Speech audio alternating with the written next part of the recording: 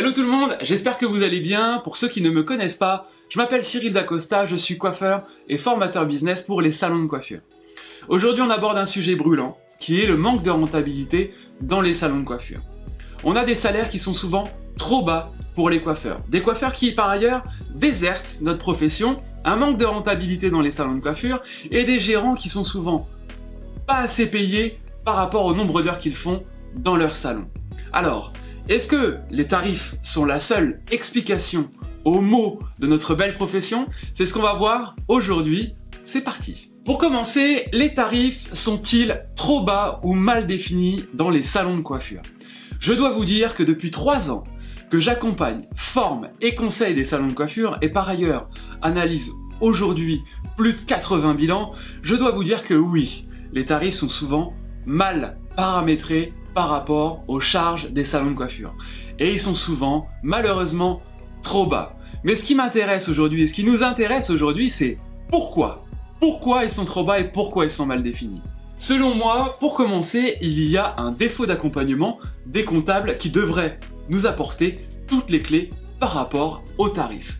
En second, on a des coiffeurs qui sont de véritables rockstars dans leur garage. Beaucoup de capacités, beaucoup de talent, mais qui n'osent pas facturer leur travail. Alors les amis, valorisons notre travail.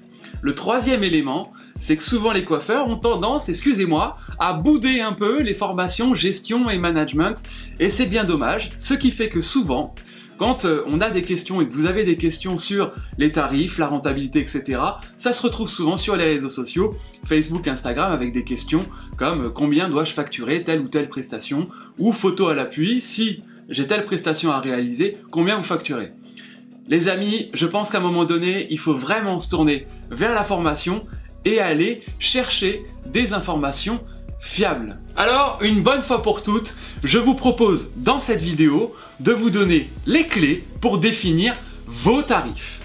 Nous sommes d'accord que entre un salon qui est dans le fin fond de la Creuse et un salon en plein Bordeaux, même si j'aime la Creuse bien sûr, c'est pas du tout les mêmes charges. Donc aujourd'hui, ce qu'on va regarder, c'est comment définir ces tarifs en fonction de ces charges.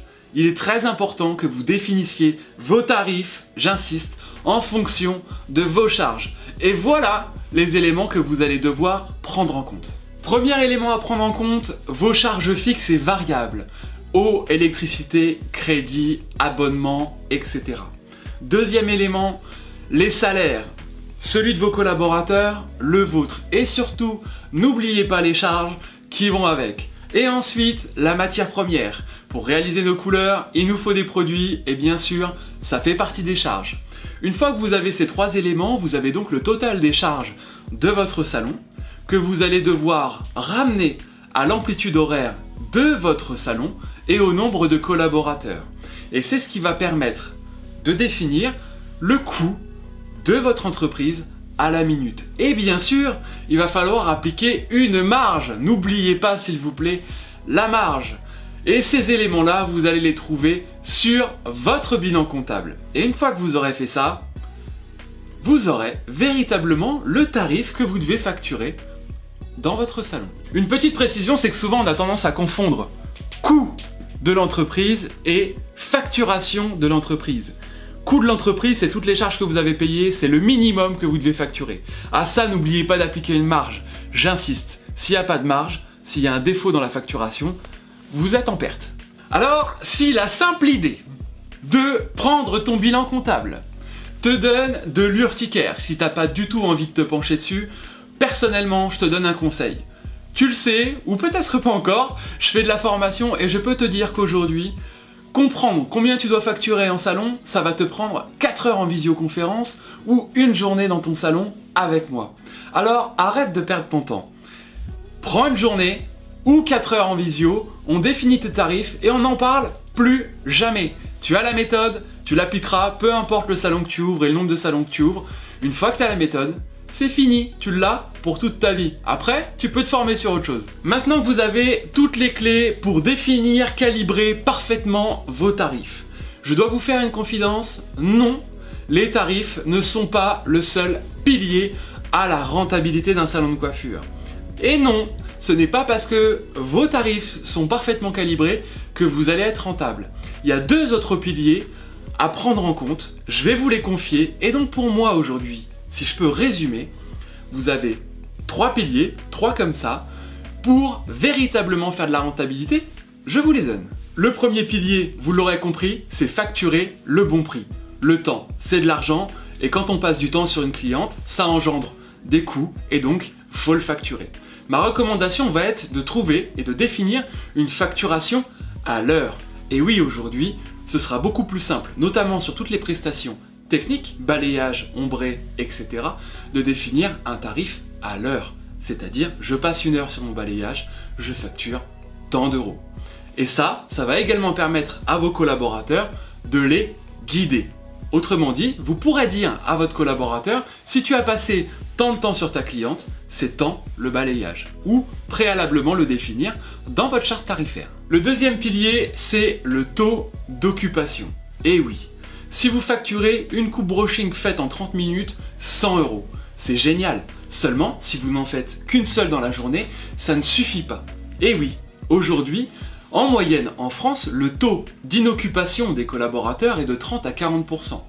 Ce qui veut dire qu'aujourd'hui, 30 à 40% du temps effectué en salon par un collaborateur n'est pas facturé. Bien sûr, c'est pas forcément qu'il ne fait rien, il y a plein de choses à faire dans un salon de coiffure, nous sommes d'accord, seulement c'est 30 à 40% de son temps en moyenne qui n'est pas facturé. Donc aujourd'hui, plus vos collaborateurs fidéliseront, plus ils seront occupés en salon, plus votre rentabilité et les performances de votre salon sera bonne. Le troisième pilier pour finir, c'est la force de proposition. Nous sommes d'accord qu'entre un forfait coupe brushing et un forfait coupe brushing avec soin, le forfait avec le soin est plus rentable, si vos tarifs sont bien calibrés, qu'un forfait coupe brushing. Et il en va de même pour une technique. Si vous faites un balayage et que vous développez un gloss, etc., forcément la rentabilité est plus élevée. Donc vous l'aurez compris, faire du développement de service, développer sa force de proposition, faire de la proposition additionnelle, apporter un service sur mesure à sa cliente, personnalisé, augmente votre rentabilité. Et c'est directement lié avec le deuxième pilier qui est le taux d'occupation. Donc plus vos collaborateurs seront occupés, plus ils développeront, meilleure votre facturation sera, plus votre rentabilité sera bonne. Pour conclure, si vous rencontrez des difficultés à vous rémunérer pleinement ou à rémunérer vos collaborateurs pleinement, il faut que vous vous posiez 3 questions. La première, c'est est-ce que mes tarifs sont véritablement bien calibrés? Ok. La deuxième, c'est est-ce que vous et vos collaborateurs aujourd'hui, est-ce que moi et mes collaborateurs aujourd'hui, on est véritablement occupés la plupart du temps? Est-ce que notre taux d'occupation est véritablement poussé à son maximum aujourd'hui? Et la troisième question, c'est est-ce que aujourd'hui nous développons suffisamment de services additionnels au salon? Et si aujourd'hui tu n'as pas la réponse à ces questions, il faut vraiment que tu les trouves. Pour info, ces 3 questions, je t'invite à leur mettre des réponses, à trouver les réponses en participant à ma formation. Et oui, passage commercial qui s'appelle Je pilote mon business, qui creuse, développe et t'apportera toutes les réponses et les méthodes pour répondre à ces 3 questions. Donc en attendant, j'espère que cette vidéo t'a plu. Je t'invite à t'abonner, à liker, à me suivre sur les réseaux sociaux si ce n'est pas déjà le cas, Instagram, Facebook, LinkedIn. En attendant la prochaine vidéo, je te dis à très vite. Bye.